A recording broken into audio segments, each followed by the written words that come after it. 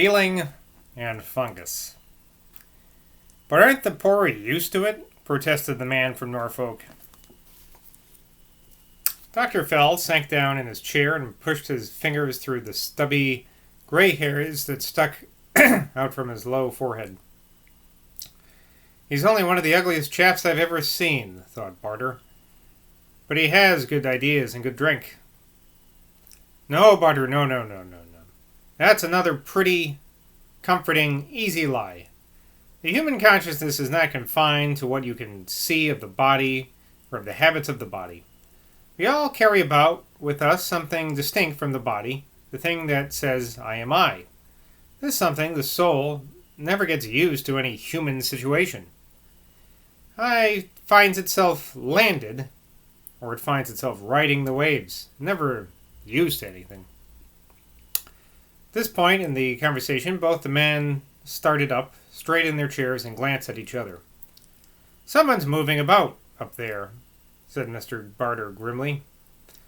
Dr. Feld's countenance expressed savage loathing. He listened intently. Then he gave a sigh of relief. It's the rats, Barter. It must be the rats. They become lively in the autumn. I hope so, remarked the other. They both listened again. No! That was the sound, to the doctor's ears quite unmistakable, of heavy woolen slippers. A little too large for the feet that wore them, stumping plockety-plock, plockety-plock, along the landing above. It's her, whispered the doctor. My God, it's Bibby! They listened again, and once more there was silence. Everything in the house was as still as the center of a wood covered with new fallen snow. And then the sound began again. Plockety-plock, plockety-plock, above their heads. Mr. Barter was not easily disturbed, but he was shocked to see a man he liked as he liked the doctor give way to his nerves as he did now. Charles Montague Fell leapt to his feet and began hitting that low forehead of his with his two fists, hitting it quite hard and repeating it as he did so, over and over again, an expressive, if not ancient English word of one syllable, which the propriety of learned taste has excluded from the Oxford Dictionary. What do you think it is? Fuck? Shit? I don't know. Sorry, Barter, he murmured, with a shamefaced grimace, when his manifestation was over. But you've never known what it is to live with someone who gets on your nerves to such a pitch. He came up close to his friend now, and laying a finger on the man's sleeve, whispered in his ear, You don't know what the word loathing means, do you, Barter? Loathing, loathing, loathing. It's much worse than hatred. I can tell you that, anyway. Once more they drew apart and stood listening. And once more those flopping steps inside those loose, soft slippers became audible. Mr. Barter was of an unimaginative disposition, but even he became aware of something rather horrible in the sound of those steps, combined with its effect upon the nerves of his friend. I don't like getting off, he said, looking round uneasily, and leaving you like this. Oh, she'll quiet down as soon as we open the door, returned the doctor. You know how she does. It's really rather funny, but the joke, as Heine said of something else, is somewhat stale. He moved to the door, and as he spoke and opened it, making a sign to the other man to listen. It was exactly as he had said. The steps in the loose slippers retreated, with that peculiarly unpleasant sound, a little accelerated, as they caught the vibration of the closing of a door. Gone to earth, said the doctor grossly, and he proceeded to open the street door. They stood together on the doorstep. The rain had ceased, and there was upon the night a faint taste, like a thin, diffused chemical salt, of that early hour of the morning. Suddenly there was uplifted into the silence of the sleeping town a premature cock-crow. At once, though it was really just as dark, both of the men seemed to feel the approaching dawn, feel it like the smell of some kind of sea breath brought up on the winding tidal ditches from Bridgewater Bay. The absolute stillness of the wet pavement and clammy cobblestones and slippery roofs and drenched eaves had a curious effect upon the two men. They both had the same feeling, although neither told the other. They both felt as if Glastonbury, at least, in her sleep, were an actual living creature. Barter turned round before he descended the dripping steps to the silent pavement and shook hands with his friend. Very tightly did he grasp the man's fingers. "Finish the bottle before you go up," he said, and the words seemed to fall upon the wet nakedness of Glastonbury like a rattle of shot from a boy's catapult. "One of these days I'll murder her," returned Charles Montague. "Would you come to the Taunton jail to see me, Barter?" "Shut up, you fool. You finish that bottle." But when he glanced back, before he went down to Northlode Street towards High Street, he saw that the doctor was standing there still, watching him go. Maybe I ought to have stayed all night with him, he thought. He waited for a minute, watching his figure at the door and wishing it would go into the house. Something seemed to be holding Thomas Barter back on that spot, and not allowing him to depart and forget Dr. Fell. No situation between human beings is such curious and more curious than when, after a separation, two people look back at each other. It is especially curious when, as now, they both seem unable to stop looking at each other, clinging to each other with their eyes. Barter had the feeling that it was not he who was going off, but his friend. He felt as if the doctor were standing on the deck of a liner, and as if he had just one more chance of running down the gangway. But no, the bridge was up now, and a widening gap of wickedly dark water was separating its hull from the wharf. He waved his hand. He could not resist the impulse to do this.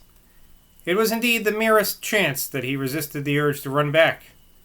But the figure on the steps turned now without making any sign and went into the house, and the door was shut. Mr. Barter proceeded slowly down Northlode Street. He walked a little faster when he reached the center of the town, directing his steps towards his George Street room, but for all the good whiskey he had drunk, his thoughts were heavy, cold, and stiff, like a load of staring-eyed dead fish on a blood-stained wheelbarrow. He met no one, not even the old Glastonbury policeman, not even a prowling cat. All the shops had their shutters fast closed. All the houses had their blinds drawn. He cast an indifferent, lackluster eye upon those houses as he went along. Here was one a little bigger than the other, and even more obstinately closed up. There were iron railings and spikes upon them in front of it, and along these railings rows and rows of minute raindrops hung. The whole place was so silent under the chill darkness before dawn, so motionless and sepulchral, you know the word I mean, that these little quivering raindrops, catching specks of faint light from a pallid street lamp, seemed more alive than such water drops usually are. Barter, however, cast an unseeing, unappreciative eye upon them. It would be hard to say what natural object at these moments, short of a falling meteorite, would have arrested his attention. Probably even his foreman at the municipal, an artist in his showing off before Sally Jones, had more of what is called aesthetic appreciation than Mr. Barter. But he did observe one object with a faint interest in connection with this particular house as he moved along by these pallid raindrops, and that was a massive gilded plate, which was also illuminated by the neighboring lamp, and upon which he read the words, "John Beer, Solicitor." He had often been nudged by a loquacious waitress in the Pilgrims' dining room, this was Clarissa's day, and told to observe the passionate gluttony of the short-sighted old gentleman. "I'll buy whiskey in future," he thought, "and keep the bottle at the restaurant. That girl would look after it for me. The woman at home would drink it."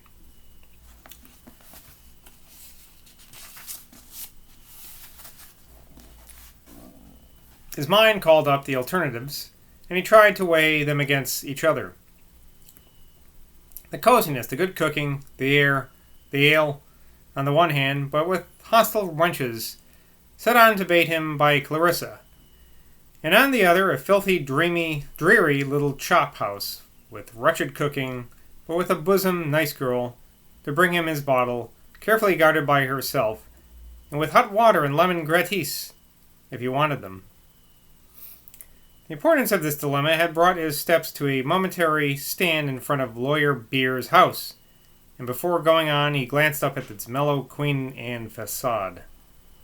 There was a night light, at any rate, some extremely faint lamplight, burning behind the closed blinds of one of the upper rooms. That awful Angela, he said to himself with a little shudder, as he went on down the street. To a nympho-left, a Barter's pragmatic complex, the mere fact of a feminine creature being unresponsive to his advances relegated her to a worse than undesirable category.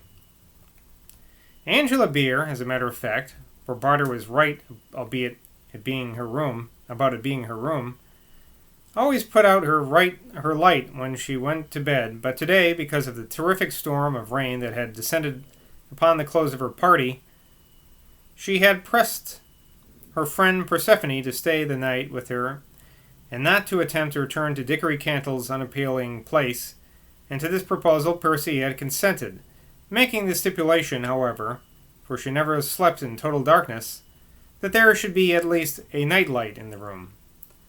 At the very moment Mr. Barter was going by, the younger of the two girls, excited and restless, was whispering to the other. "I can't read enough of these books about it," Angela was saying.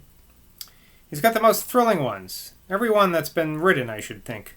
She was referring to the heathen Grail of the old Celtic mythology and to her new friend, Mr. Evans.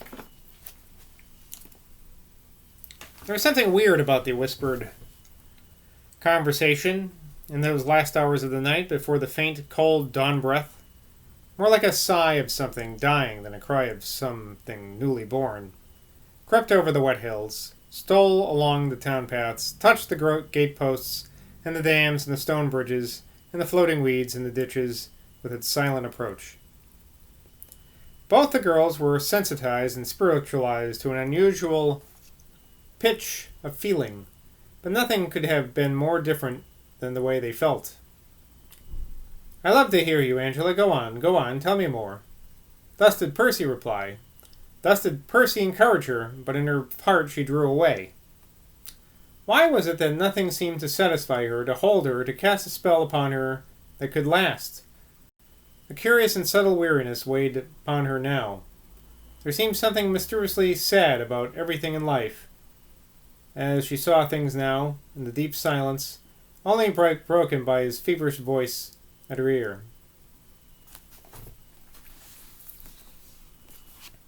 Had Mr. Evans been permitted, like Giacomo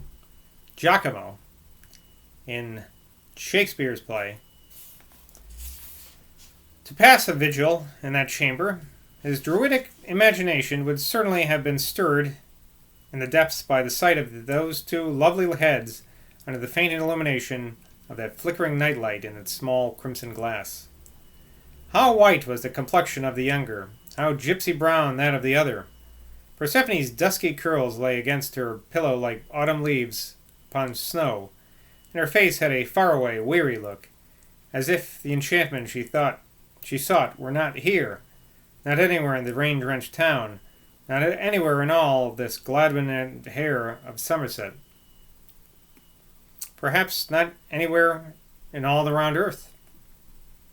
The soft hair of the other head, on the other contrary, under that dim light, looked like a heap of scattered autumn crocus, but her cold eyes and her smooth white cheeks were alive with feverish excitement as she narrated, in her passionate, furtive whispers, the story of the cauldron of Ceridwen.